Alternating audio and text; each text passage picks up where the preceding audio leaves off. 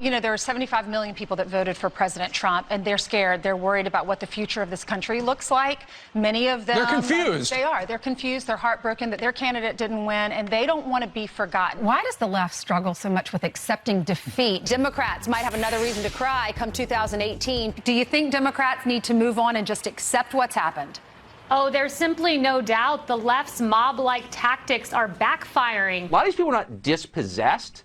They're not some, creepy androgynous blogger who shows up to burn things down. They're like kind of solid Americans, and they're deeply frustrated. And I wonder if people in Washington, where I spent most of my life, really understand and empathize with their frustration. Look around. Who's angry? Who's yelling? Who's hysterical? The left. Don't you think that it's true that when you accept blame for things, when you realize that your failures are your fault, it's liberating, it's good for you, you feel better when you do that? My God, you crybabies, you lost. Stop trying to find excuses for your failures. Self-responsibility is wonderful, oh, but rare.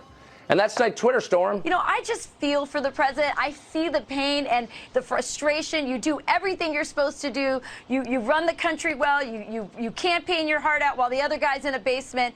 And then in the end, fraud and shenanigans at the local level, you're robbed. When Republicans lose, Eric, they accept the results, they reflect on it, and they come back stronger. Democrats have not figured out in politics that when you lose, you don't get a second place trophy, you don't get a juice box or a therapy dog, and I think that this is what's happening here. Americans are sick and tired of being lied to and not being listened to. They're also unhappy about the fact that there's seemingly no desire to fix an election system that clearly has problems. Coddled crybaby liberals continue to freak out over President-elect Donald Trump's huge victory.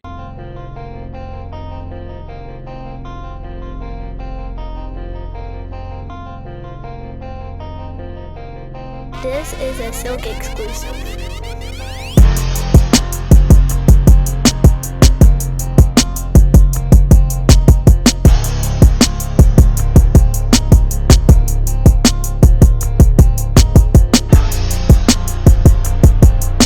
Welcome to another episode of Words, Music, Dance. This is episode 102.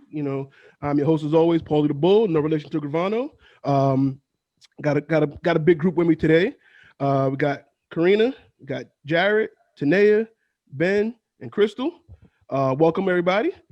Shout out to everybody listening. Shout out to everybody watching. You already know what it is. I appreciate you. You know what I'm saying? We're in the year 2021. We are still early in the year 2021.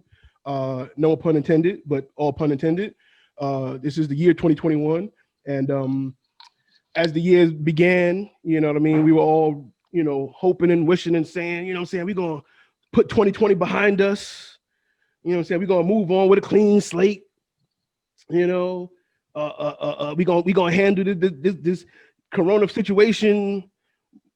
Biden was elected. People was in the streets celebrating. Can you feel a brand new day? You know what I mean?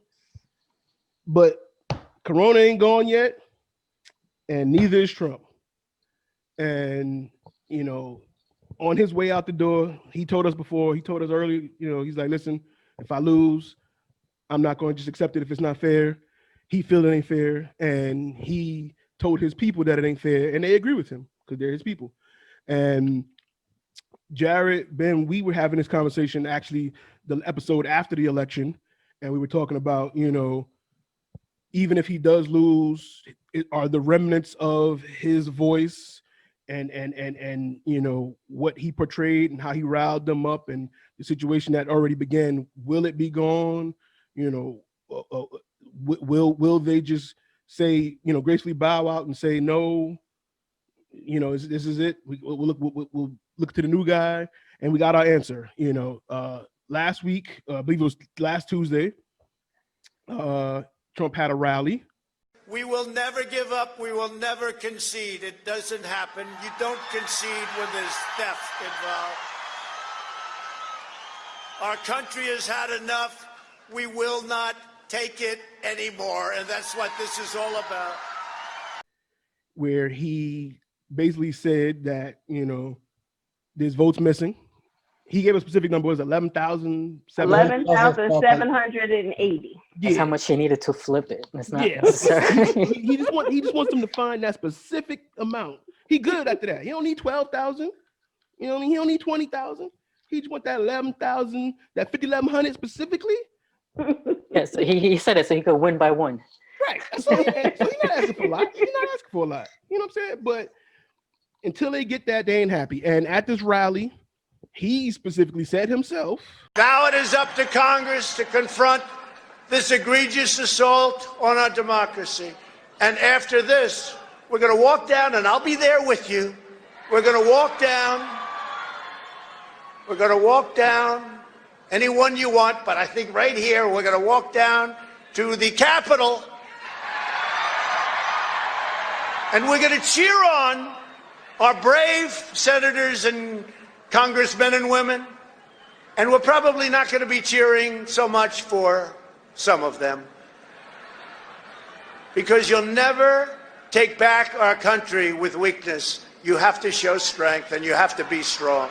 and they were like, yeah, so let's go. And he went to the White House, though, to change his clothes and fly down to Mar-a-Lago because he on vacation because he only got 2 weeks left anyway, and he gave in his 2 weeks. So he like, well, I'm out. But his peoples went to the Capitol, and like he said, their voice was heard.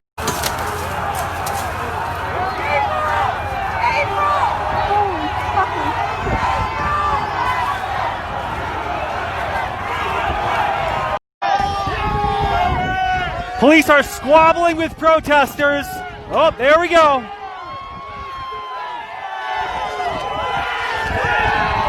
And they just breached the Capitol again. What are you doing, pepper spray, fucking pussy? Fucking pussies!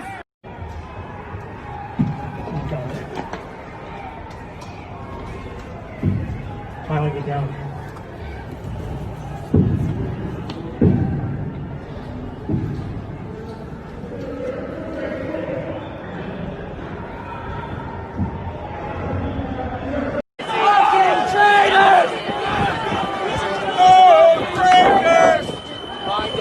Fucking traitors! Excuse me, what numbers?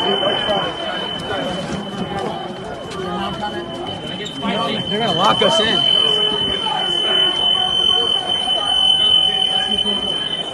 You can disagree with it, but respect it. Come on, come on. Nobody kill me in hell. It's my motherfucking house.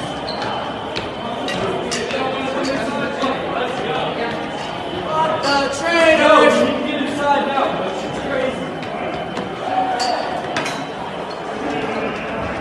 There's Trump!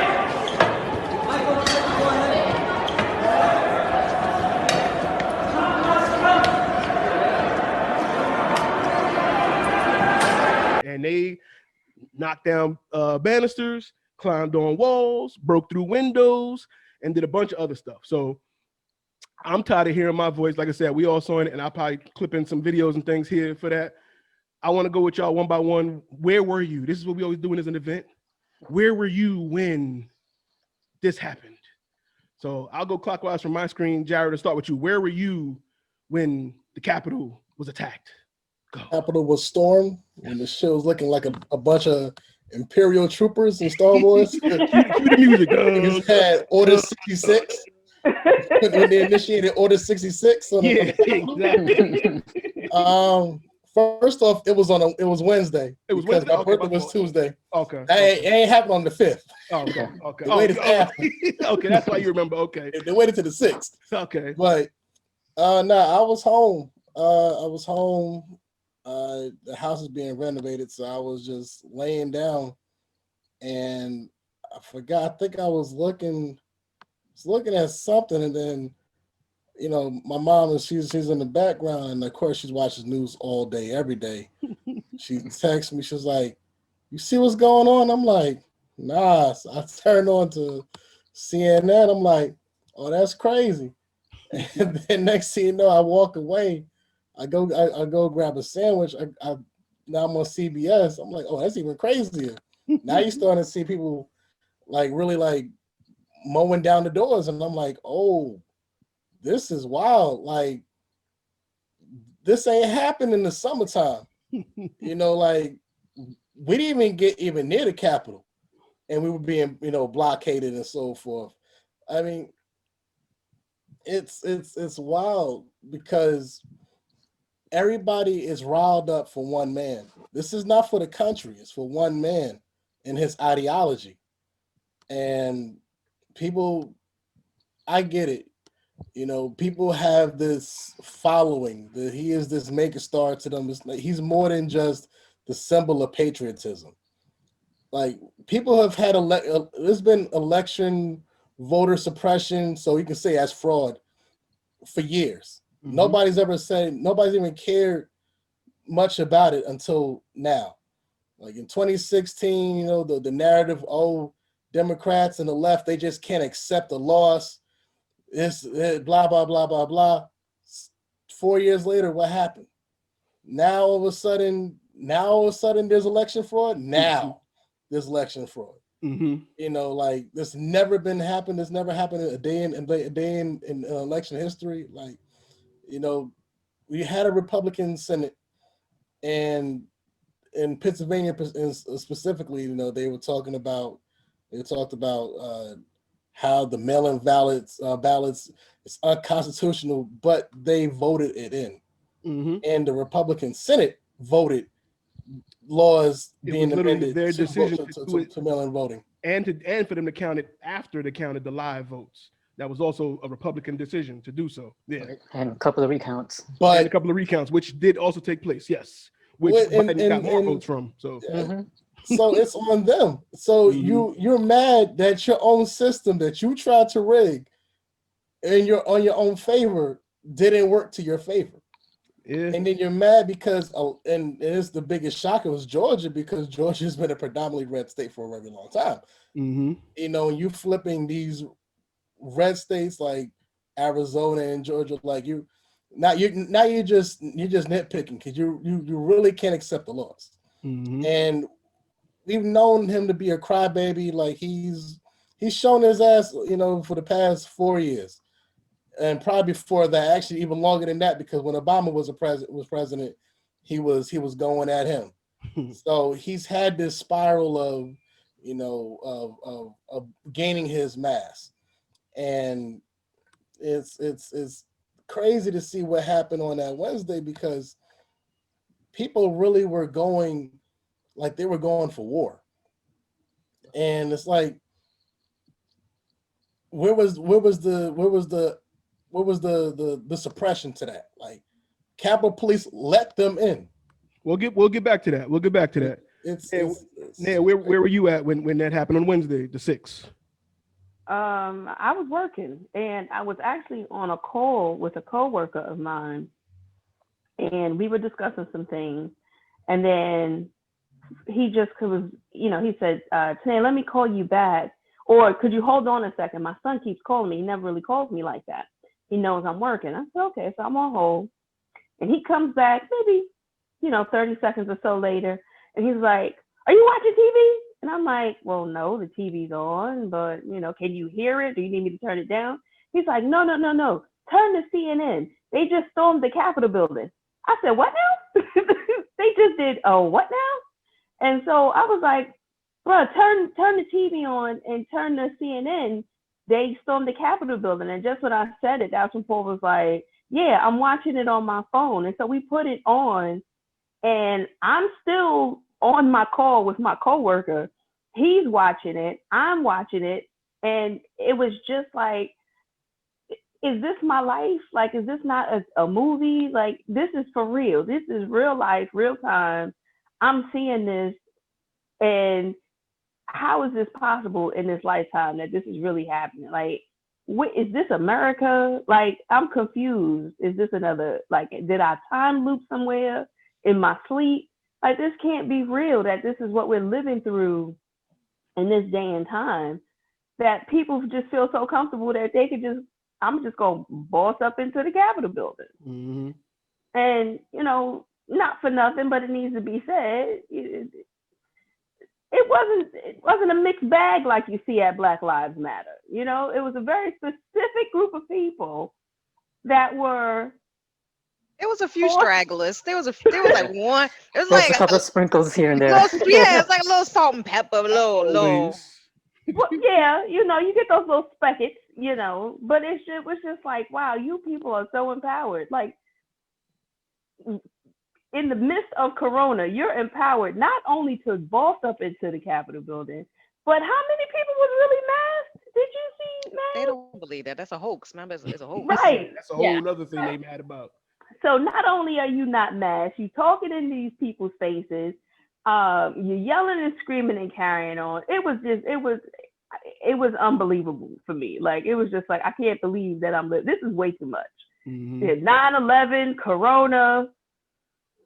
Now they storming the Capitol. Like, yeah. Ben, where were you at when the Capitol was taken? I was still working from home. I was listening to sports radio, so I wasn't even paying attention to the news. I just happened to turn on to Twitter. I put on Twitter in the afternoon. They're like, "Oh, there's a march going on. They're marching towards the Capitol." I'm like, "Oh, okay, that doesn't sound good." Then I started looking. I saw the pre-speech at the rallies, and I was like, "Okay." I think it was around 2:00 when they started saying they're attacking the Capitol. So I didn't see. I wasn't watching the news. I was paying attention to work, so I didn't get to see while it was happening live because I was a little busy. But I saw some pictures. I saw some videos.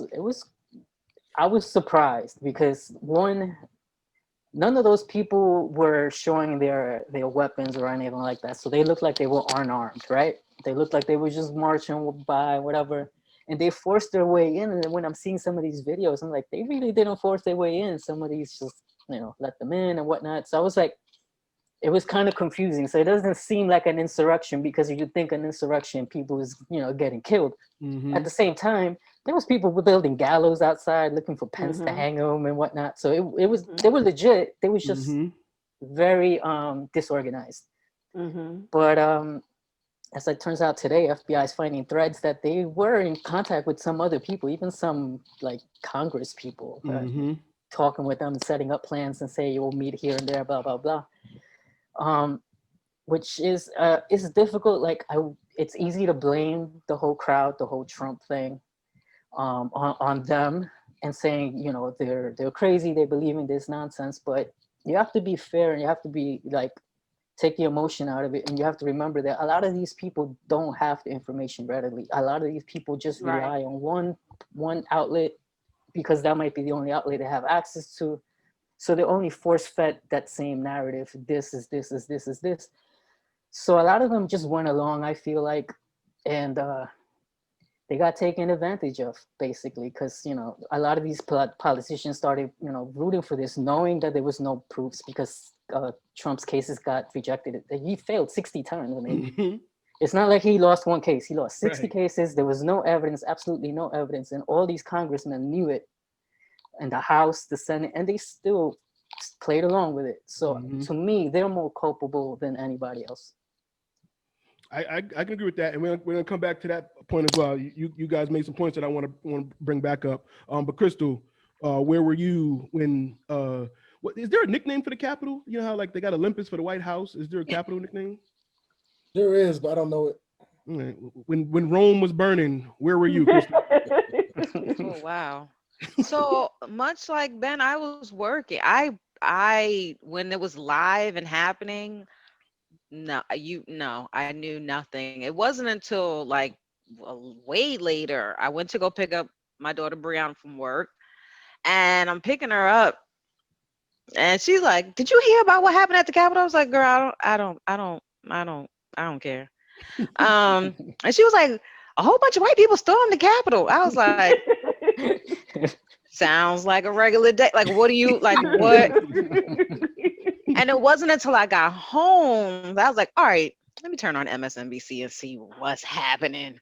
Sure, the story is, kind of over.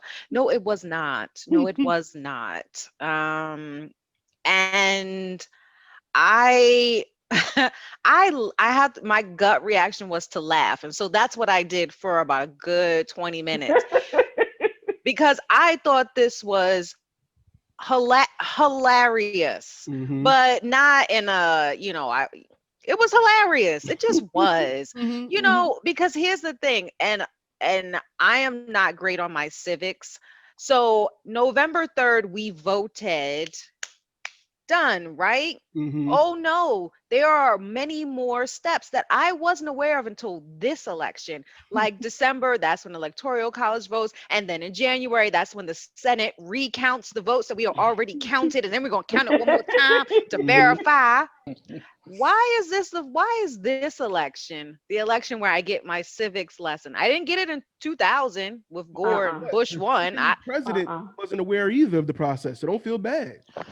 Well, I think a lot of actually people went are. through it and didn't know how that worked. So well, I don't want to be compared to his level of intellect. So I just said, don't feel too bad because he actually went through it. He lived it, and it was still like, oh, that's Still didn't know. But I feel like a lot of people don't know. They think once we vote, right, the electoral, we don't actually know, and to know exactly where the electoral college votes, and then to know exactly when and what time and what day the Senate then revote.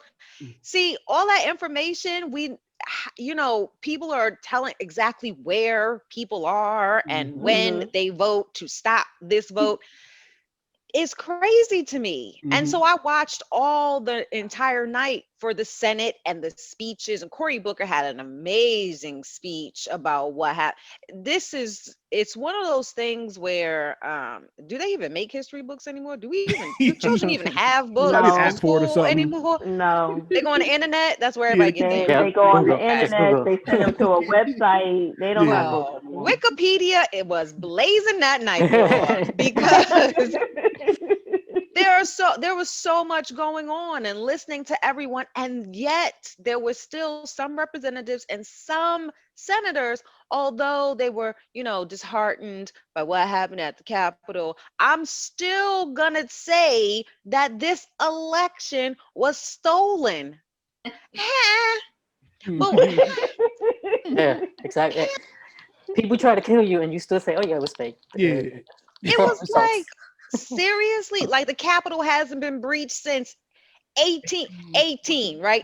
The first numbers are 1 and an 8. We are in a 2 and a 0. Correct. So long time. And that time was by the British. This time is by Americans. Yeah, this was and we're gonna come back to that too as well.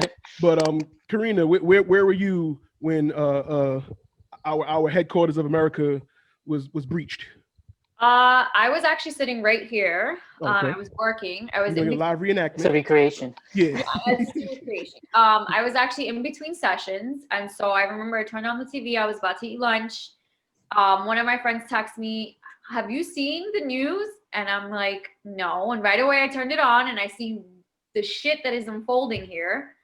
And I was shocked. Like, honestly, I was just shocked. I also the sad reality is I also expected it, though. I mean, not to this level, but I definitely expected something to happen. And I've always said it, Trump has an immense amount of power, and I don't know if he's just oblivious to it or he uses that obviously to his advantage. And I've always said he needs to be really careful on what he posts or how he says things, or because people can perceive things very differently. And there's a lot of people in this world that are not, and I'm not justifying it, it's just mental health related, but there are a lot of people in the world who are not quite, 100% there, and will perceive whatever he's saying as, take it literally for what it is. And I'm not saying that he didn't say it literally either, I just think that this man has an incredible amount of influence, and I don't think a lot of people were aware of it until Wednesday.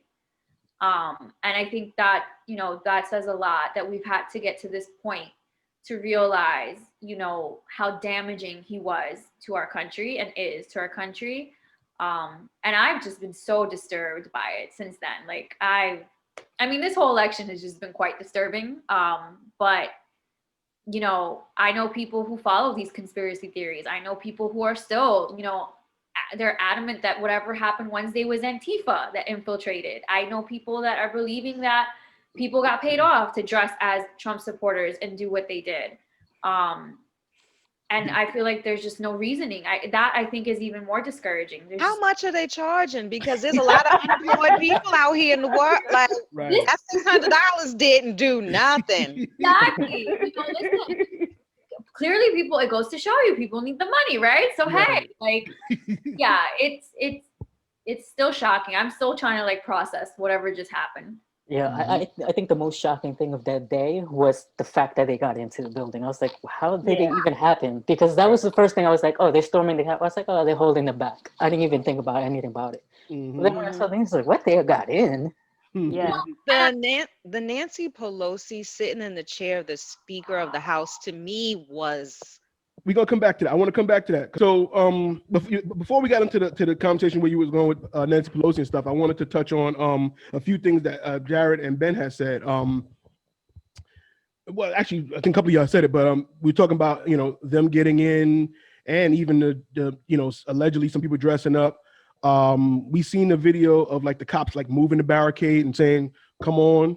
We've seen some of those videos. You know what I'm saying? We've also seen the cop. There was the lone black cop on the stairs. Second floor.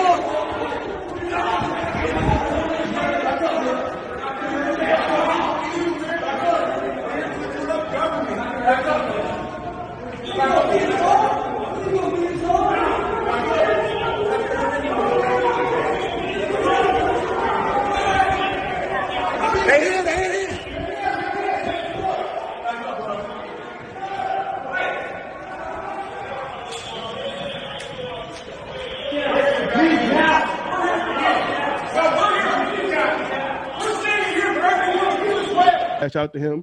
Yeah, and I also wanted to, what was it?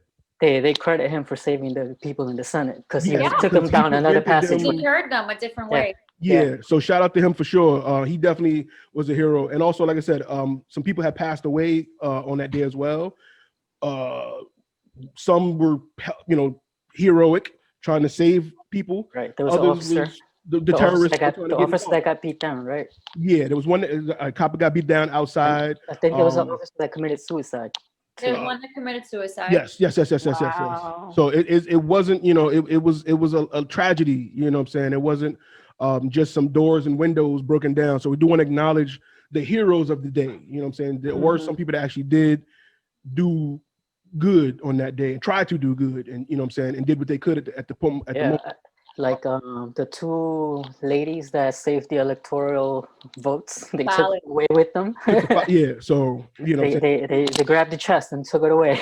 and that was just, you know, on the fly, spur of the moment, grab it, go. You know what I'm saying? So you know, but for the most part, like you guys said, there was no real restriction for them to get in, and like Jared alluded to, when you know, previous, you know, Black Lives Matter and so on protests that happened over the summer, we seen them in them same Capitol steps with militia in front. They had the National Guard. They activated it immediately. Exactly, and that's what was something that you mentioned, the National Guard. It appears like there was some hesitance from them because they were calling for backup and they didn't send them. He denied it. So they're saying that he denied it when they told him to do it. Right. So there's a big deal right now. They have to they're trying to get investigations going into how deep it went, because a lot of people were in on it apparently, because they knew it was coming and they didn't prepare for it. Apparently they didn't take it serious, or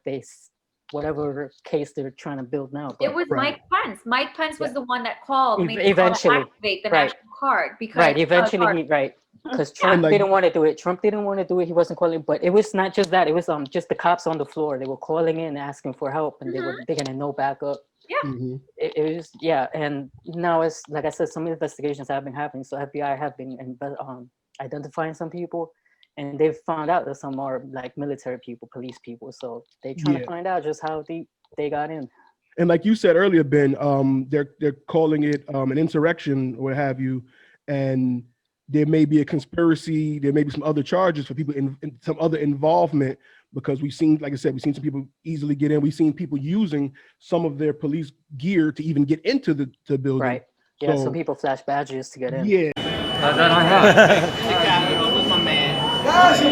ACAF. And also we've seen some people who were judges, officers of other states and other locations as well. I heard a CEO was there. A lady flew her own private plane to DC. Oh, she was eager to stop the Capitol Hill grounds. There's some conspiracy charges and other things that can come up for that as well. One of the things that Karina brought up was, the power of Trump's words. And we know, even just last year, we'll stick to current time. We know when he said, "Yeah, drink some bleach." Yeah. There was people that was like, "Word," and then it was, "Come on," they didn't take me seriously, and they were like, "Yeah, no." Yeah. We knew he was joking. You know what I'm saying? But just the words, and like I said, even on that speech, on that rally that he set up on that specific day, knowing that they were doing the votes on that specific day right down the block.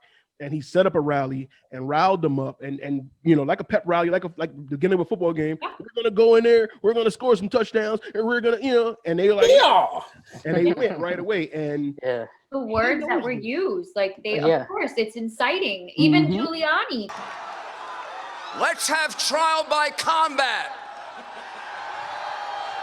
What the hell Trump is that? Jr. The words that they used, right? These people waving your flags as well as Confederate flags, right? And so you know what they're about. And as far as the people that are saying Antifa, we got people that were doing interviews as if it was like a sporting event, and this is a post-game interview. Vandalize anything, but we did. We did, as I say that, we did break down the Nancy Pelosi's office door, and somebody stole her gavel and took a picture sitting in the chair, flipping off the camera, and that was on Fox News. Patriots got down on the floor and were sitting in the House members and the senators' chair. Thomas Barani from New Jersey. Can you show us your hand? Yeah. How did you get that on your hand? Well, we had stormed into the chambers inside, and there was a young lady who rushed through the windows. A number of police and Secret Service were saying, "Get back, get down, get out of the way." She didn't heed the call, and as we kind of raced up to grab people and pull them back, they shot her in the neck. I just got in the way. I just got in the Capitol building. I was the first one. I hopped down into the chamber, and I was the first one to sit. And Nancy Pelosi, that bitch, she's a traitor. She's treasonous. These people are giving interviews, and they were live streaming themselves. Yeah. On their social media, on personal podcast platforms, and so on and so forth. And the word that comes up to mind with that is like entitlement. When you feel like you just committed a crime, and in my mind, one of the ultimate crimes, because you went into the Capitol building, not a Capitol, not the DMV. Not a local library, or post office. The post office, you went to the Capitol building. This is the headquarters of America. This is the office for America's, business. And you went into there, breaking down windows, busting down walls, taking pictures, touching papers, all kinds of stuff. And you had the nerve to do an interview about it with pride. I did that. I'll do it again. This is how we did it. And it was just like, wow. It was White Privilege Day. Happy White Privilege Day, everyone. Like, I hope we get it off next year. So I don't got to go to work. Like, it just seems so, and to focus on a couple of the people. I mean, we seen the guy that stole the podium. We seen the dude, like you were saying, there's a guy that was broke into Nancy Pelosi's office. Sat his funky ass in her chair. Put his feet on her desk. And seriously, like, don't get me wrong. Listen, yes, I swing to the left democratically. I'm not a huge Nancy Pelosi fan, but that's not the point. It is the office that she holds. Can I just say my HR OCD was on like 2,000,005 when they showed pictures of them in the rotunda. They got videos of themselves in the rotunda, and they're all in the desks, and they're rummaging through papers, and they're taking pictures of stuff. Right. And I'm like on confidentiality overload. Like, yes, these are things we always want to know. What goes on in there? What are they signing and what do they talk about? But you know that those are things that you're just not privy to, right? That's their job to know, just like in a business. There's things that regular employees are not privy to because it stays at a certain office. The fact that you were rummaging through the desks in the rotunda, looking for specific people's seats, you know, fumbling through their papers, sitting in Nancy Pelosi's desk and having your feet kicked up, stealing her mail, the nerve of you to say, I'm a tax-paying citizen and I pay for this, so I have a right to do this. Excuse you? But that's that privilege. Yes. I pay your salary, so I should be able to. Yeah. Me. So go do that at the police station. Let me see you do that at your local police station. It also doesn't help that right after everything happened, he goes, I know your pain. I know you're hurt. We had an election that was stolen from us. It was a landslide election, and everyone knows it, especially the other side. But you have to go home now. We have to have peace.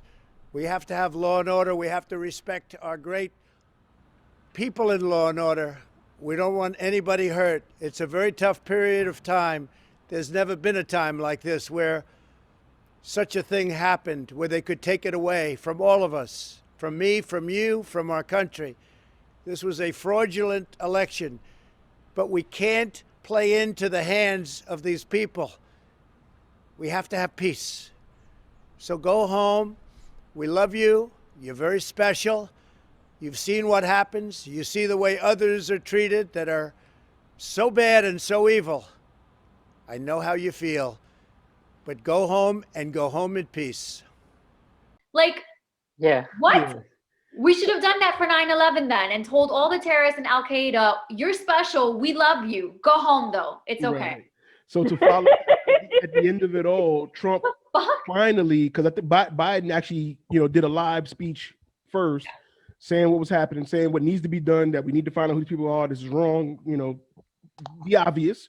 And Trump had a pre-recorded, statement as he was about to board Air Force One to head down to Mar-a-Lago, and he's like, I understand. I feel the same way you feel.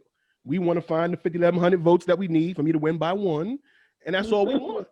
And I feel y'all, but please just go home, please. Yeah. And the thing is that he didn't even want to do that speech. I love you. Yeah, I love you guys. They forced him to make it, and he still did that. Yeah. Am I delusional?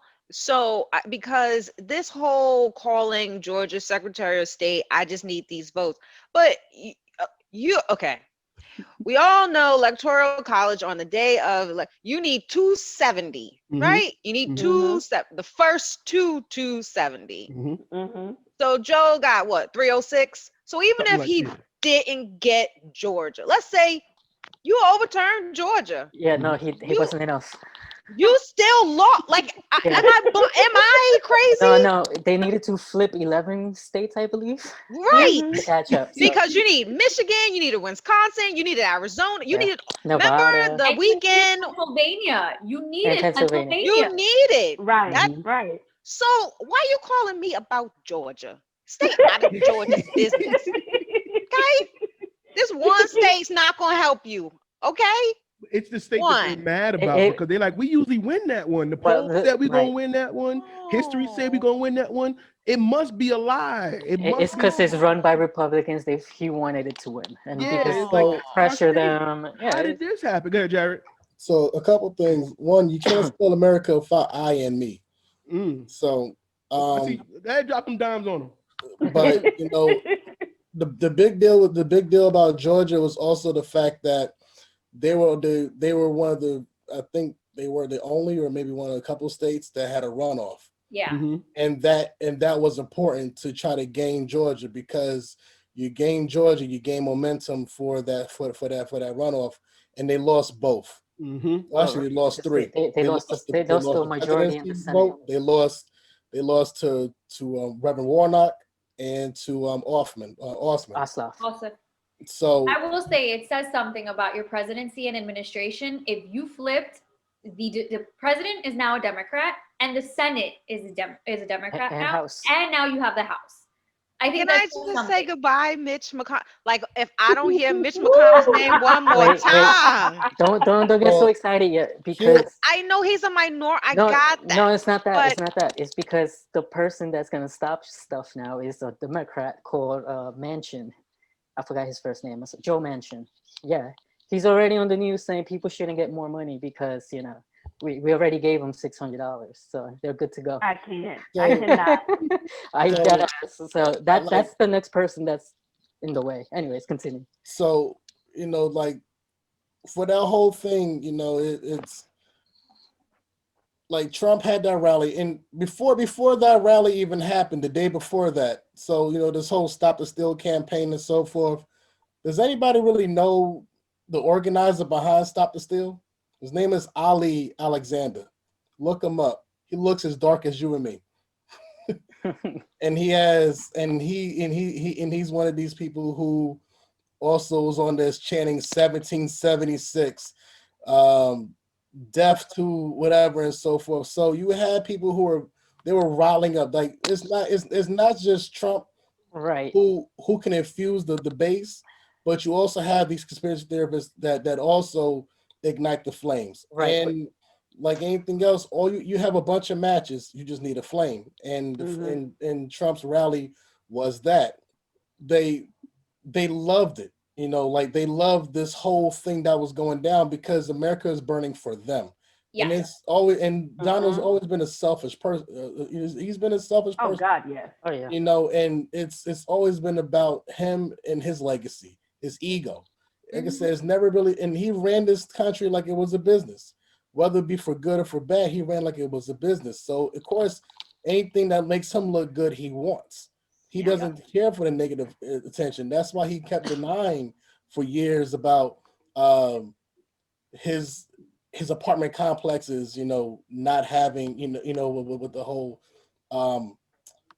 not rented to black people and so forth. Like he doesn't want negative attention. He'll brush it off to the side and so forth. But end of the day, you put lives at danger, and it's not even just your own vice president, who has rode with you for 4 years straight. Yeah. And Pence can be the God-fearing, Bible-holding person he is. That man put his party before his own personal beliefs, I feel. Absolutely. Because you can't go along with these lies for 4 years and you can't look yourself in the mirror, I feel, doing that. Ted Cruz, the same thing. Hawley, he is still a ride and die for Trump. But a lot of people, like for 4 years ago when he was campaigning, you said so many things about what Trump is. You knew what the man was. That's not a surprise who he is now. And you kept saying who he is and what kind of man he is and so forth. And yet you still stood by his side. When you had the opportunity to let his ass go during the impeachment trials, you didn't let his ass go. And now with 2 weeks left, you're like, oh, you know what? Yeah, he can go now. That's too late. Because now you're just trying to position yourself for another Republican candidate. That's the thing. And Republicans, that's the whole politics game. All these Republicans just wanted to follow the grift. They wanted to follow the money. Trump was a money machine because his followers donated and whatnot. So these people played along to that base. Cruz, Harley, all those guys, they don't really believe in Trump. They don't like him as a person. Everybody knows who Trump is, but they do like the money they get from their donors and whatnot. So they play along. They follow the same thing. They say exactly the same thing that he says. That's why they followed him. Bro, Ted Cruz was sending out texts for fundraising when they were in lockdown and on the House floor, on the Senate floor, I'm sorry, during the whole insurrection thing. So it's just about that. They're all grifters. And even those people that helped organize these people together, because you have to remember, most of these people they weren't about violence. Some people were just walking there, just going along. But the ones that were organizing them, those guys are like grifters. They were just trying to get their money, making these people follow them so they'll sign up to their YouTube podcasts and whatever garbage they're trying to peddle. That's just basically it. They just took advantage of a lot of uneducated people that just didn't have the resources to get all the info they needed, I feel like. And I'm going to tell you one thing, too. That's politics. Yeah. I'm surprised that Cruz or whoever said what they said about Trump one day and then flip the next day, because Kamala was doing the same thing with Biden. Yep, exactly. And they were saying the same thing about parties, so on and so forth. And this is one of the biggest exacerbated elections. Like you said, Crystal just found out how many times they vote, or certain things was highlighted because of the events that took place. But a lot of the procedures and processes are business as usual, and the way they carry it out. So the way people flip-flop, there'll be a debate and they'll say some of the nastiest stuff about somebody. Then the next week they shaking hands with them. You know what I'm saying? To this day, every inauguration, Bush gives Mrs. Obama candy. Yeah, they all get along. It's a big club. They're in the club. They're the elites. They got the money. They get the power. They don't want to let go of the power. Them saying, I would never back him, da da da. But then when he wins, all right, but that also goes to the flip side of what makes Trump different, because he don't do that. If he don't like you, he don't backpedal off of that. No, you know what it is? Trump says what he needs to say. The thing that people liked about Trump is just that he would say the quiet parts out loud. Like all the things that they were doing in the background, he would just flat out say without thinking. Well, yeah, he would just admit so many things. So people hear those things, they're like, "Oh yeah, he's really honest with us." So that's why people really like them, I believe. And that's the part that needs to be highlighted as well. He says what a lot of people in America already felt. So once again, this day that we're talking about, where a bunch of people ran into the Capitol and did what they did, this is not a new feeling. They were just happy to know that we got somebody that will support us in this. That's validating what they feel. They're being supported. Yeah, it's obvious, because if you have 78 million people voting for one guy, and then records. 75 million or 4 million voting for another guy, then obviously what each one feels, there's a huge number of people who fall in that spectrum. So having a couple, 100 people or however many storm the Capitol, there's another 75 million people who almost feel the same way. Right. And that's the biggest, I think that's what everyone was talking about after the election. What is the biggest obstacle for Joe is that literally half the country voted for someone else. Not a little bit. Right. How do you overcome the huge, and there's such different ideologies though. One is heal the world, make the world a better place for you and me and the entire human race. The other is, fuck black people, burn that shit down.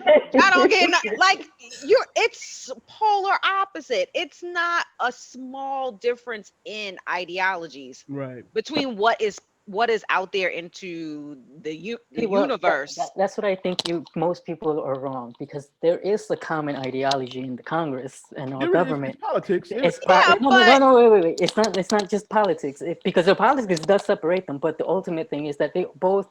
Right now, the way our government's set up, we take big donations from corporations and whatnot. So all that money's coming in. They're serving the corporations. Our government is not ran by the people. It's ran by the corporations. So ultimately, they both agree on that ultimately corporations should remain in power. And that's what's been happening. I don't disagree. All I'm saying is what's put out for common people there are two starkly different things. And the difference is the figurehead.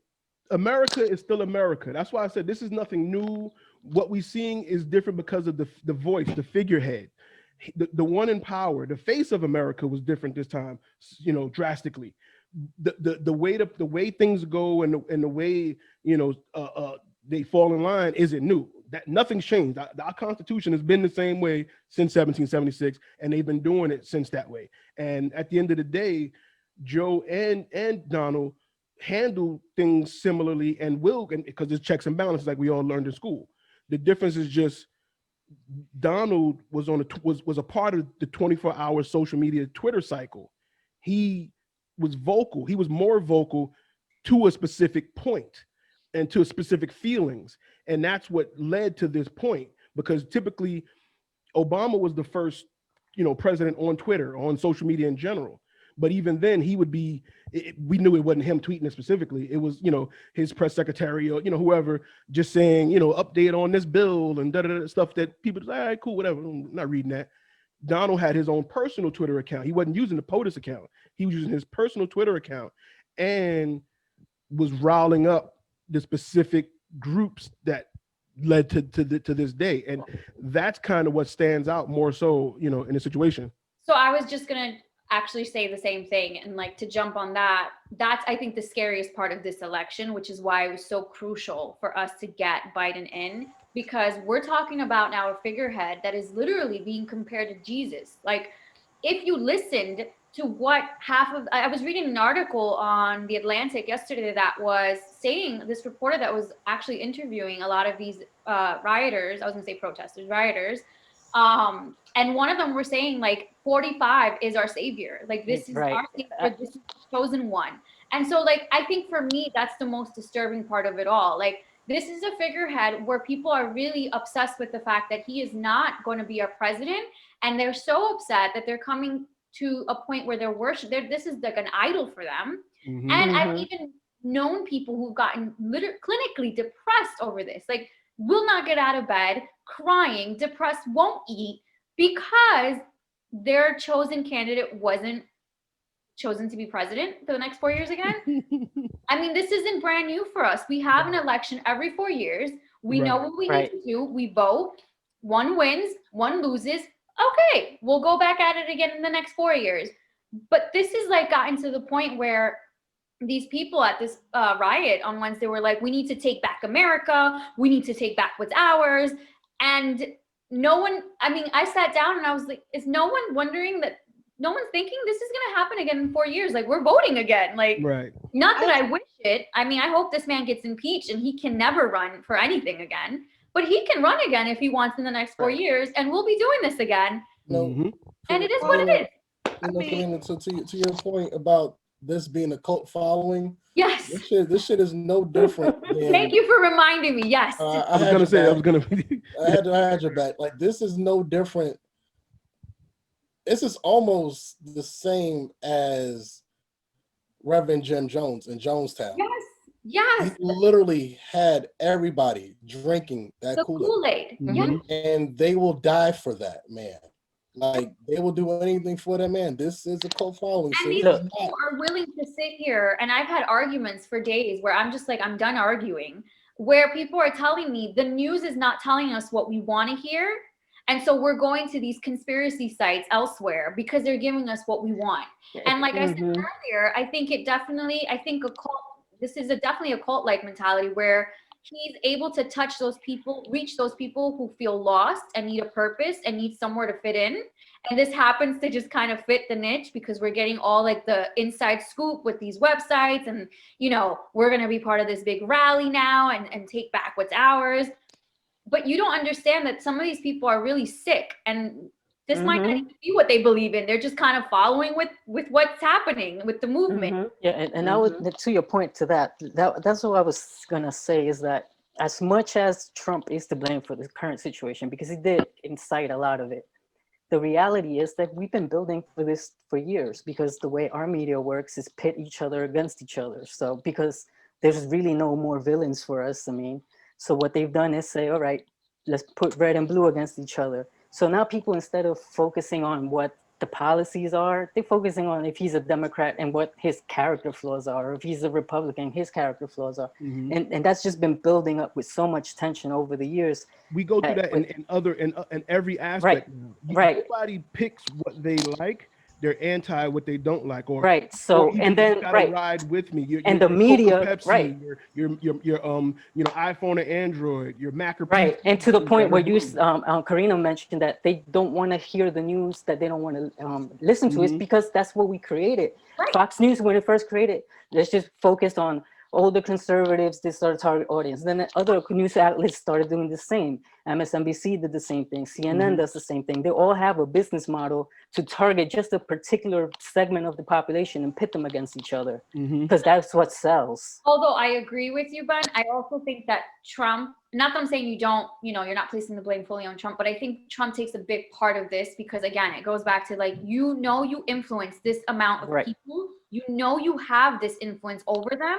You need to do better with the power. I would say yes. Trump on that, but I will also blame his party more so because his party full willingly knows what he was doing, lying for whatever. He was lying the whole time. They knew there was no voter fraud, and they went along with it. They played along, and they kept on making the narrative that maybe it is possible, maybe it is possible. So all these people are hanging on that. Oh yeah, maybe it is true, and they No, 100%. His party is to blame. I will give one person though a very big credit. And I saw him the speech that he delivered for Wednesday night when they resumed the electoral certification. Mitt Romney. Mitt Romney has been from jump going against Trump. And he's like the only one. yeah, he is, and I feel for him. I feel bad in that sense because he is the only one kind of going against the mold. But the speech that he gave Wednesday night was, he pretty much kind of pointed out Ted Cruz and Hawley and was like, shame on you guys for continuing to object, to move forward. And not to cut you off, but they shouldn't just focus on Ted Cruz and Hawley because I believe there's 4 other senators. There's a whole bunch. Senators, and there's were a whole 180 something House representatives that signed on to this crap. Absolutely. They can't just put out the big names. No, they should point them all out. And to be quite frankly, they should not be part of the Congress anymore. At the end of the day, everyone's gonna ride the wave that works. So yes, this has been a building, thing for the longest. There was no red and blue before the 80s. There was, so they made it cool. They gave the party first, the elephant and the donkey. Then they gave them the colors, the red and the blue. So when you create that division, red and blue is 2 of the most dominant, opposing forces that we know of. We got the Bloods and the Crips, we got Coke and Pepsi, Nixon Bulls, what have you. So they knew this. This has been it's going intentional. On for divide the 40 country years, for attention. and they rode that wave. So yes, you can blame the party and the Trump and all that, but Trump took it to a level that's they didn't expect. And I think he appealed to a base that they still hadn't gotten. It's that almost not for nothing, but no offense, a lower grade, like those. And that's what I was getting to. I was going to say, it's a segment of the white population that's very poor. It's a poor segment of the white population that he took advantage of. Not poor. Target. Yes, there is a lot of all poor. of them. There's a spectrum. They're not right. No, I didn't say everyone. I just said there are. That's what I'm saying. Don't highlight just the poor.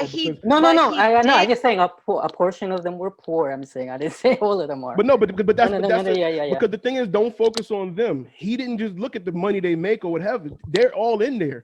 It's an entitlement. That's the not their salaries. The entitlement and them feeling as if I haven't been heard. He's saying what I want to hear.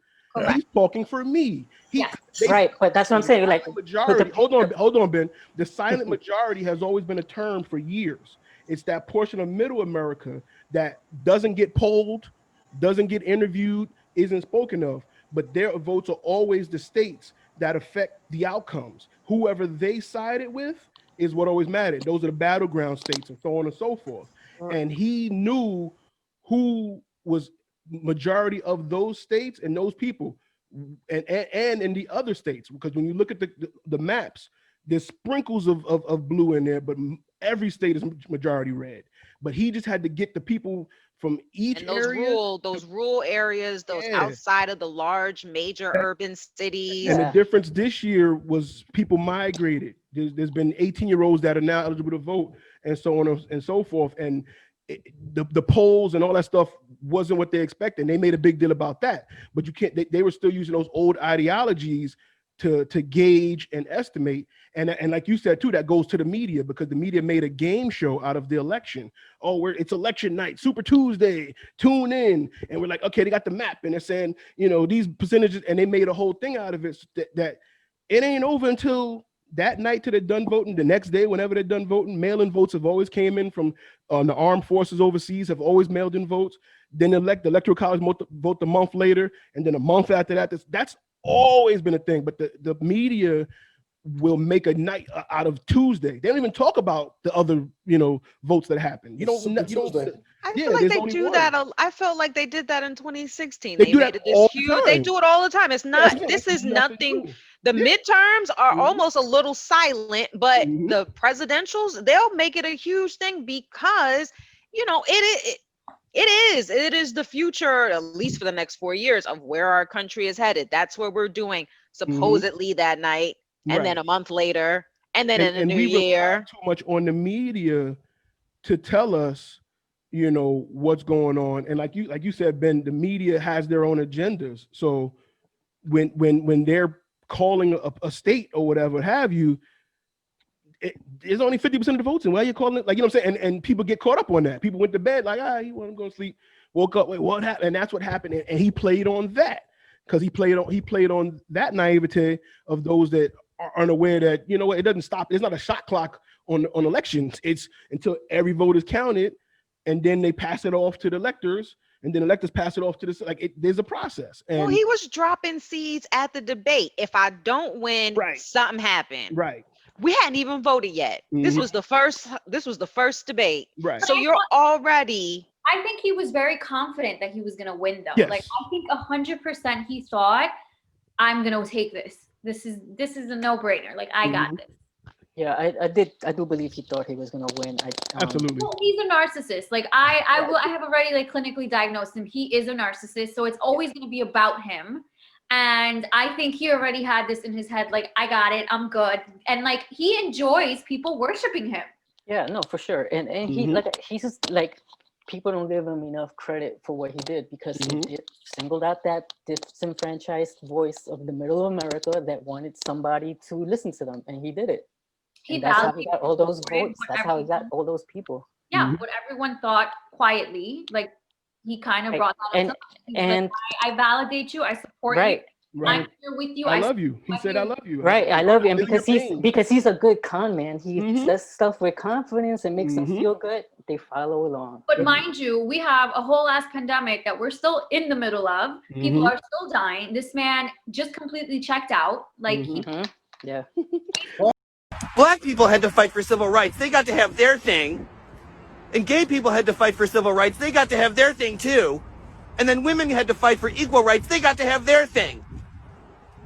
Well, as a straight, white, often fat male in this country who's never had anything taken away from him and never really had his existence in this country threatened, I want to have a thing. I want to have a cause. I don't really have a cause, but I want a cause. Because for me, it's really hard watching people get theirs when I've always had mine. I want to have a cause. I want something to get mad about. Nah.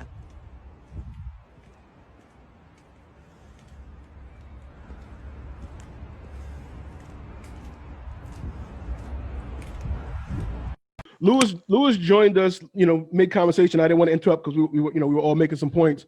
Lewis is actually living in Pennsylvania. I won't put too much of his business out there, but I got his address if I want it. But somebody else got it too.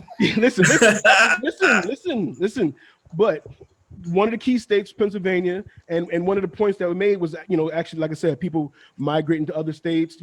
Lewis is part of a Hispanic family that would be counted in the demographic, and all of the census that was counted last year. And so you are part of the problem. Trump does not like you, Lewis. That's right. You as a Hispanic man. That's right. A lot of people down here don't like me. That's right. Living in rural Pennsylvania, voting, it's messed up. Why would you do that? Go back to the major metropolitan city and be counted as another one of those minorities.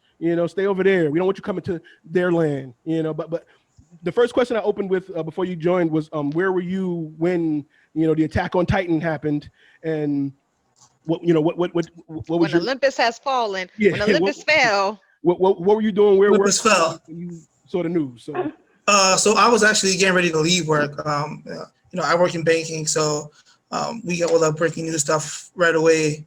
And once I heard an attack on the Capitol, first mind wasn't thinking internal, like all right, they stormed the Capitol. I'm like, all right, something happened.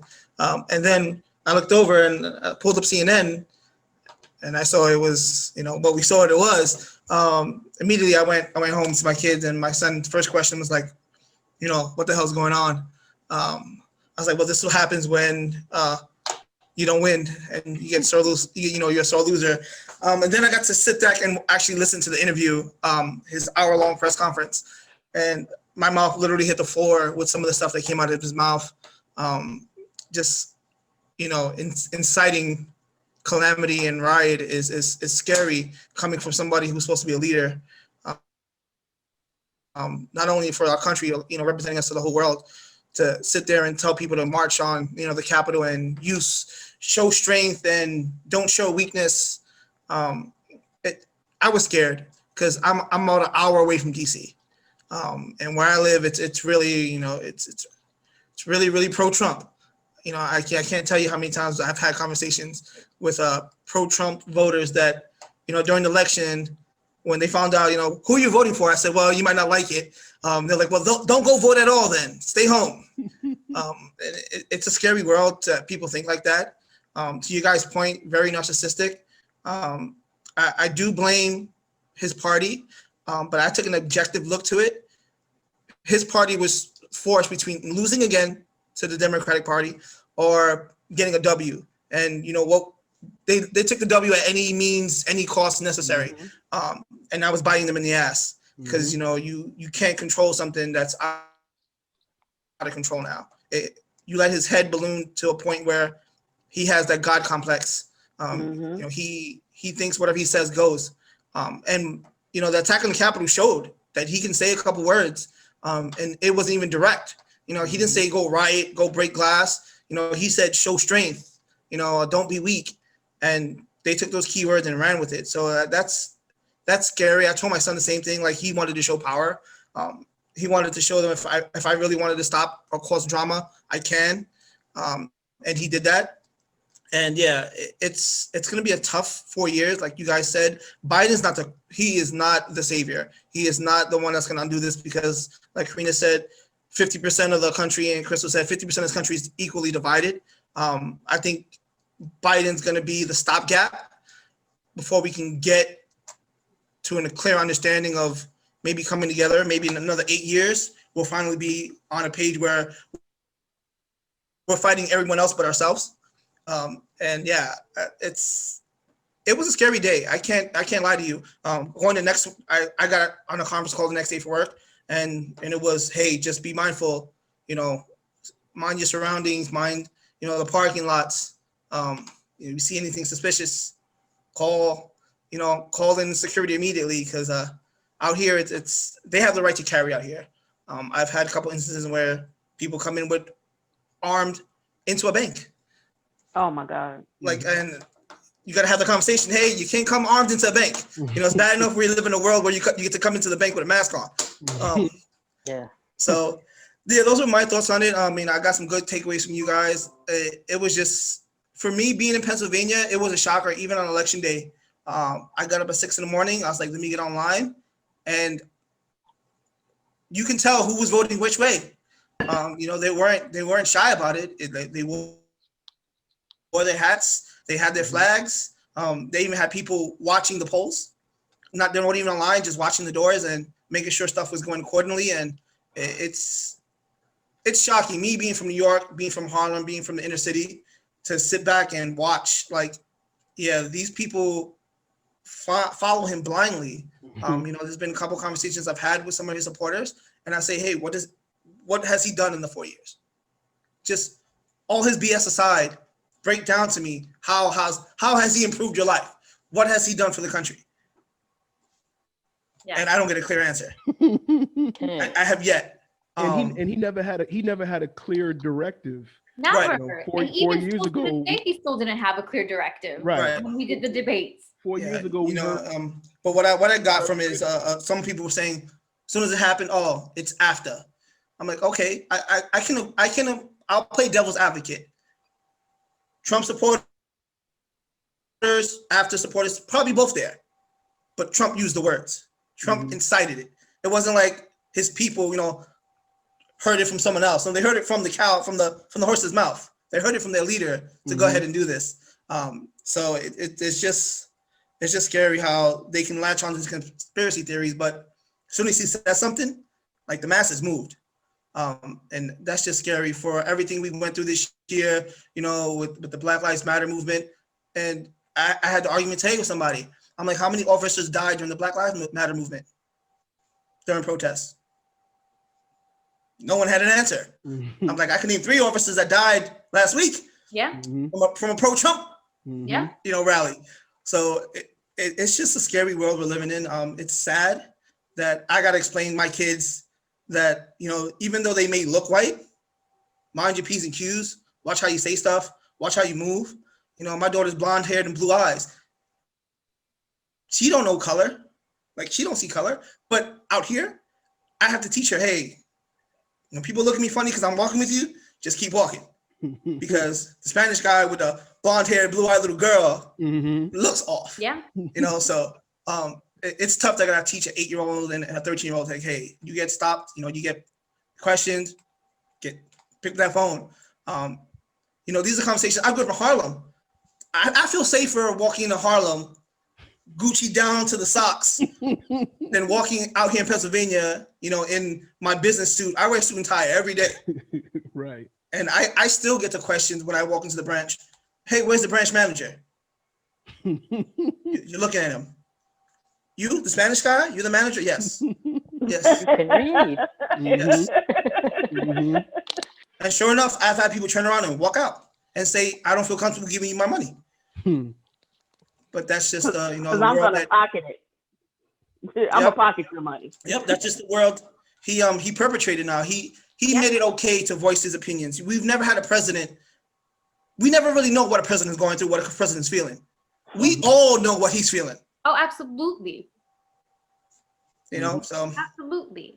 And one of the things we mentioned, like I said, his Twitter was 24/7. He tweeted, like you said, how he feel, what he wanted to say, what they were feeling. He was big on that. And as of this point, you know, he's been banned on everything. He's been banned. I wonder on, what his fingers are. He's Even just like, he texted somebody. He sent a text message. He sent a text message. You know, I was really worried that he might start using the POTUS handle. Right. He did. I think they took that from him. They took it from him. He did. He started it and they took it from him. They took it from him. He was like, all right, give me that one. Give me what's that password again? You know what's crazy though? This is how far his influence has gone. His minions are actually planning already, because I think it was Ben. Someone mentioned, and I saw it, the FBI was informed that in 50 capitals, in all the 50 states, people are planning to come armed to attack the capitals. Yeah, the 20th. Yeah, there's Do you a know warning how out there. crazy that shit is? Yeah. Am I the only one that's concerned for Biden? I'm super anxious for Yeah, Biden. they have the National Guards actually bringing in an extra. I'm 20 minutes from the Capitol here in guards. Pennsylvania. Yeah, they're bringing more people in for the Biden. I am petrified for this man. if they didn't, I normally not. I normally would be like real scared for Joe, but they damn sure don't want Kamala. So you better keep Joe right there. You better keep Joe right there. You better not do nothing to Joe, because you do not want. But that's a conspiracy theory they have. And one of their like their little social media platforms that they have with their little things, they swear that the plan is that Joe Biden's gonna die and Kamala's gonna come in and take the presidency. Like, that is legit what they think. You know, and I've had conversations with people who've told me that, Joe Biden's not even going to make it to the presidency because the Democrats' plan is he's going to die. I guess he's going to plan his death and die, and then Kamala's going to come in. He done went through all of that just to die. Yeah. Right. And he got in for her. The ideology behind that makes no sense. Camilla was one of the representatives wanting to run for president. If that was the case, like, why all the show and pony? Joe's like, I got this. And then, of course, third is Nancy. So you're gonna get a Kamala Nancy. Yes. She's the speaker. Like you want Kamala and wait, keep Joe right there. Can we just take one moment to acknowledge how old government people are, particularly on the Democrat side? Well, Joe is the oldest president I think we've ever had. The average age for Democrats are 73. Yeah.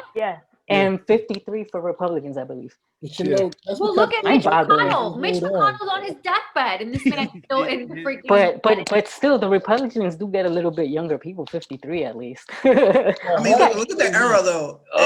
It's horrible.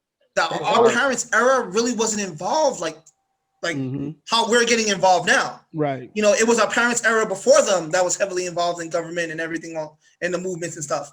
You know, that kind of died down when our parents were all being parents. Right. They had Now- to work do multiple jobs or each Right. have a And job. now you fast forward. It was the Mhm. me. It was the me era, the 80s. It was me, not You know what it is? government. And I think it's Who because cares? now we have all this information that we can get. I don't think they had it, so they didn't care. They were just flying blind.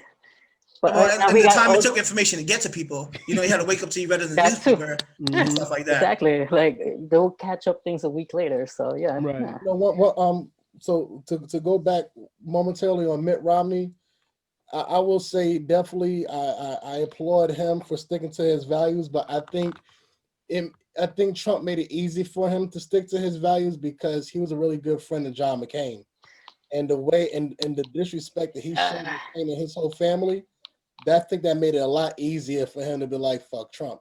Well, that's how Trump lost Arizona.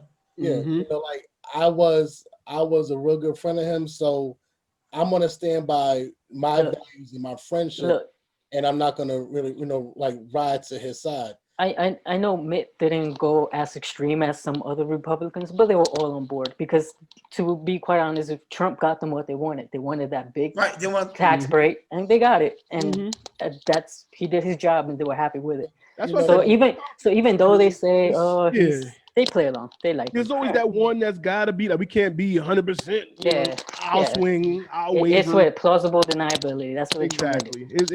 You're always good until you say some shit that no one can back. Right. So, but it's funny because in this country we abhor, dictators, and this is essentially what this guy has led himself. But we have. A dictator. But do Like, we? That was funny. You shit on Hitler, bro, in his ideology, but this man has garnered the same kind of momentum as Hitler. But he doesn't the whole fear mongering. Like, but he doesn't passively. He doesn't say it directly. He said, but that's not what I was just joking. Like but the hate that these people have is no different than the hate that those Nazis have.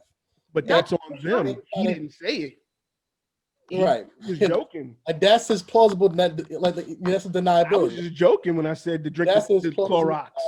They're not going. There's no accountability whatsoever, and I think I think the second speech that he put out Wednesday night that was recorded as well, and I know that was not him like speaking. I know he didn't write that. Someone wrote that for him, and they said that he was forced to speak the speech like the written for him. Mm-hmm. In that speech, I remember he said, And to all of my wonderful supporters, I know you are disappointed, but I also want you to know that our incredible journey is only just beginning. Thank you, God bless you, and God bless America. which means this is not over even after Donald Trump. Yes. No, when he put in his and guess what, y'all? I'm not gonna be at the inauguration. You don't have to worry about me being there. Mm-hmm. Is really what got Twitter to be like, all right, you know what? We're gonna have to shut you down because you're saying all these things and then you're telling us where you're not gonna be. Yeah, let me just go ahead. And that was it wasn't all of the other things before that Twitter allowed him. It was the Capitol happening last week. Then it was his little rhetoric, and by the way, I'm not gonna be at the inauguration. And him not being there is just like when the kid that wears all black to school. That's right. Best friend don't show up to school tomorrow. He said, "I'm not gonna be at the inauguration next week." So y'all can. That goes to show you. Right. That goes to show you pretty much the accumulation of these past 4 years. It still comes down to him, me. Right. Even when I said I want a peaceful transfer of power, I'm still not willing to show the most, that is a sign of I'm willing to transfer my power peacefully to you in an orderly way. No, I'm not going to go because it's not about me. The attention's not on me that day. I'm going to go play golf now. And they might shoot this place up, so I ain't trying to be here. That's my. I ain't trying to. That's more about it. The word on the streets is that they still coming, so Right. And I wanted to talk to him. Like I said, he's been banned from all the social medias and stuff. Parler was the app that I just discovered about a week ago. That was kind of Twitter for MAGA. Yeah. Specifically, it was like the Fox News, Twitter. Yeah, it was very wild there. they gravitated towards that, and a lot of the agendas and stuff was pushed through there as well. So that's another place where he doesn't take accountability because he's not there. but they ran and they had their sub conferences, you know, from what he said, and then they took it and then, you know, expounded on his beliefs and stuff on that. So that app has just been pulled from the Android and the Apple stores. And Amazon stopped Amazon servicing. stopped it. Yeah, so they're actually telling people to get Android phones, and they're actually pushing Linux phones to be finished, so they can side load it and still use it. But they're trying to go dark now with it, because that's how determined they are. So that speaks to, you know, the determination of them to still push their agenda, their motive, and their feeling on the rest of, you know, America and stuff. So How is that any different than any other, no offense, white agenda? They're very persistent when it comes to them and protecting them and about their beliefs and what they want in this America. There's nothing that can stop them when they really manifest are. destiny. This country was founded on that belief. When they really concentrate on it. Yeah, when they really want it. That's why they tell us, okay, you got to stop protesting now. It's okay, but they keep going until they get what they want. That's different. But touching on that, now that they did a little bit of all this, a lot of the whole, you know, free speech things coming up. What do you guys? Do you agree with them being just flat out banned out? That's what I was alluding to. Basically, the argument now is the First Amendment and how freedom of speech is because this is the new argument that they have. They're being silenced. They're not allowed to be heard.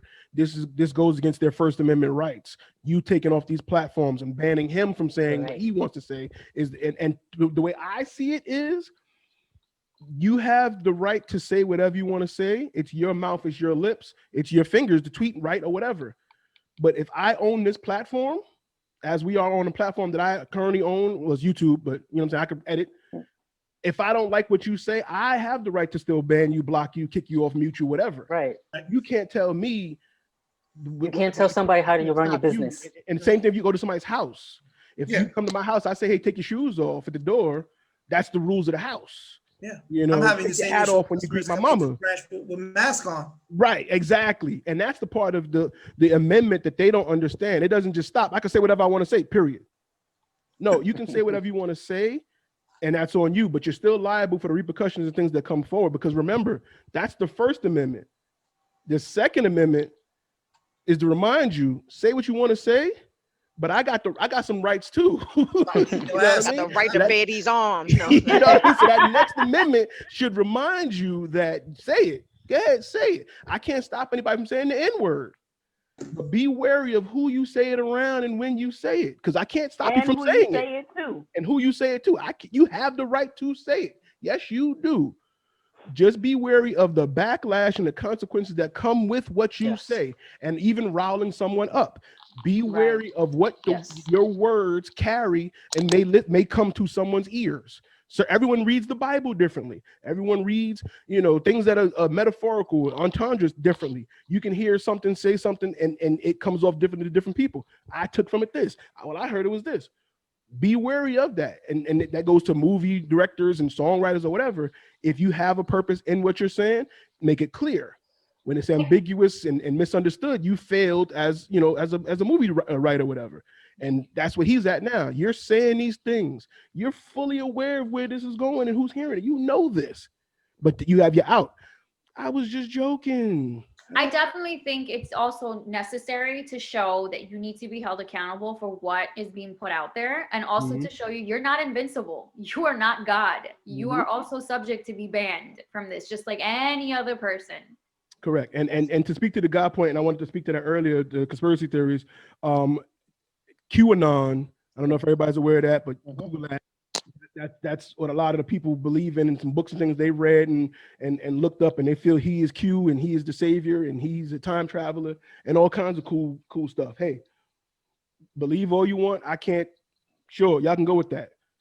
But did it work? Is that why his hair looks like that? Because he's traveled through time. I don't. There's a lot to those conspiracy theories. Gotta ask one of them. Oh, as a matter of fact, one of One of the new Congress people that got voted in is a QAnon person, I believe. Yeah, couple there's of them, people that right? believe. I mean, listen, when you look up Scientology and things and what they believe that aliens and spirit, look it up. You know what I'm saying? I've been on Not the a spiral. Scientology. That's Oh my something that God, is I've been on a like me. spiral on Netflix with Leah Remini's documentary. Yes, yeah.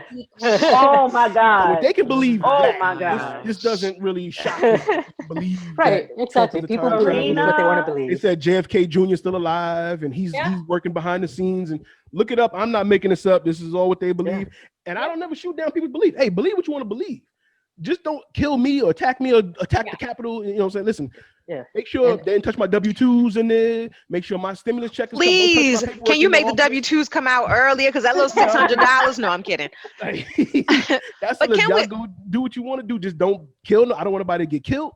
I don't want nothing bad to happen. You can believe whatever you want to believe. I don't knock anybody's religions and beliefs. Yeah. Right. Just don't come over here with that. Like, that's all I ask. What would you say, Crystal? Don't force it on me, and I'm cool. I was just saying as I was watching last week, and everyone has said it. It's not even worth repeating. But when there was, of course, the whole instance of tear gas and rubber bullets so that he could walk his funky ass to the burnt out church to hold up a Bible that's upside I down. guess Upside this down. is how you hold it. Is this how you hold a Bible? Is this how you hold a Bible? Is this how you hold a Bible? It was a prop. You would have thought it was burning his hand or something. It was for the grand. It probably was. That's why he had It to hold probably how that situation, that peaceful protest, how he used his power to part the red Black Sea and walk to the church, take the photo, and walk his funky ass. Through violence. Right, walk his funky ass back to the bunker. But yet and still, you have an attack on our nation's capital, and we're watching video of there was a curfew. 6 p.m. Anyone who is not in their house by 6 p.m., you're getting arrested. I'm watching MSNBC as there are people still standing in front of a whole line of riot gear cops, and nothing is happening. It was like, what was it, 7:02? Go home. It was 6:24 p.m. That was just They was going nowhere. It was the clearest. It was the clearest show of the two divisions of law enforcement to people that they've shown on TV, and everybody knew it. 100%. And yet they'll still argue otherwise. Oh yeah, They'll still argue otherwise. Oh, yeah, that it wasn't. That it's not a race thing. Or when Freddie Gray died in Baltimore, and how there was riot gear and all of that happening, but yet you attack the nation's capital. I'm not talking about East Lombard Street in Baltimore City. I'm talking about the nation's capital. And what happens? Nothing. No accountability. That's why I was like, that's why I didn't believe it. I was like, how did they get in? Nobody, I didn't hear nobody getting beat up. Nothing. Nothing. But the cop out that DC Metro used was, it's not our jurisdiction. That's I heard that. Well, no. To be fair, they can't go in. They have to be called in. But you see all that shit happening. You just can't. You can't. Like, Well, guess who else can't go in there? They didn't call us that. We gotta watch. Guess who else can't go in? And the National Guard was ready allegedly too, and they couldn't go in until somebody called them in. They was waiting for the phone call. Yeah, that's the problem. That was the sorriest answer. Of course. Like you see a crime in progress, you're not going to stop at the line and be like, you would think, right? You got to cross the line. You would think, right? But at that point in time, they're like, hold up, Capitol's getting bum rushed. I think we should follow procedure right now. Right now. Protocols. Yeah, let's just follow procedures. Wait for the 10 phone calls to come in, and then we'll go. Going back to Paul's point about the First Amendment and the Second Amendment. So watching the news today is Monday, and they have a list of people on a no-fly list that were suspects at the Capitol situation. I love every single one of you, but this is what they do to us. They kick me off the plane, they call me a fucking terrorist, and they want to fucking ruin my life. Calm down. I was just going to talk to Delta earlier. And because these people are on the no-fly list at the airport, they're being detained immediately. So they are still hooting and hollering and shouting in the airport. I'm being arrested because I'm using my speech. I'm being arrested because I spoke my mind. This is unfair. This is unjust. This is not American. They're flat out refusing to be arrested. So 2 people had to carry a woman out. How do you refuse? No, I don't want to be arrested. No, go arrest someone else over only there. another people can do that. I know I wouldn't be able to. Absolutely, none of us would be able to. Like, no, maybe not. The minute you say, you know what? Not today. I do want to follow up because I am glad that some of them are getting arrested and some of them, but I want to follow up to make sure that they are getting sentenced, prosecuted, like not just arrested and let go. I want elected officials prosecuted, not the people, because like I said, some of those people, they got gullible and they followed along. I agree. Well, no, not the one that sat on Nancy Pelosi. No, I said some. I didn't say those. No, I know. agree. You know, I think to get the blatant ones that were there for an insurrection and they were building gallows and they were looking for people to kill for sure. What's the if convicted, the guy that sat and now Nancy Pelosi's desk, a year. He only gets a year. No, that's stupid. And you would think it would be a it's not. That's BS. Capital. That's BS. It's not a year. They just give. So it's not even a felony. I can't get his voter rights. I can't make him a felon, so he can't vote anymore. No, they're just giving him a year because trespassing. Just trespassing, breaking and entering. You know. But then they're not going to persecute the elected officials because you have to prove that individual or those individuals were aware in advance, were colluding, were involved. No, there is because the senators and them, they knew all the trials that Trump lost. There was no evidence to back that up or false claims. But none of that has to do with the fact of them knowing that those individuals were coming to the Capitol. But you have to have proof. You got to prove it on paper. That they knew and that they were aware. But not for incitement. Still got to go through the process. They got to pull up Twitter posts and they got to pull it all up. But listen, we can go on and on about this. The inauguration is what, next week? Yeah. 20th. Yeah. So we'll. I mean, hopefully we're not talking about this again. I fear that we will. Yeah. Of course. This is not over. Of course. Yeah, but thank y'all once again for having the conversation. I have a question, everybody listening, everybody watching, comment below. Do all that good stuff. You already know what it is. Like, share. Like I said, I'm gonna get some more people. I want to get the other side of the conversation. I definitely want more input. Do not invite me to that. I want to know. I want to learn. I want to see how they feel. I don't want to just judge them. I want to know why they feel. I'm open-minded to have the conversation. Yes, Jared. What?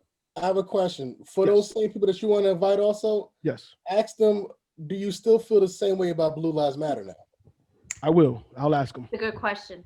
They will. They don't see color. They say. They not. Okay. But like I said, we'll be back to do this once again. Hopefully, different conversations, different topics, something more fun. But this is how we starting the year off. We hoping to. This is the worst. We can move on from there. Shout out to y'all. Shout out to everybody listening and watching once again. The conversation continues. Later. I can't breathe. I can't breathe. I can't breathe. I can't breathe. I can't breathe. I can't breathe. I can't breathe.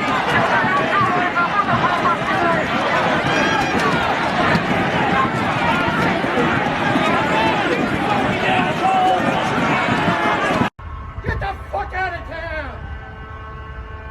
Fucking treasonous pieces of shit! I know! They really destroying our city! They're destroying the fucking city, and it's like nobody gives a shit! It's not where Black Lives Matter, they got tanks rolling down Pennsylvania Avenue. But they let these fucking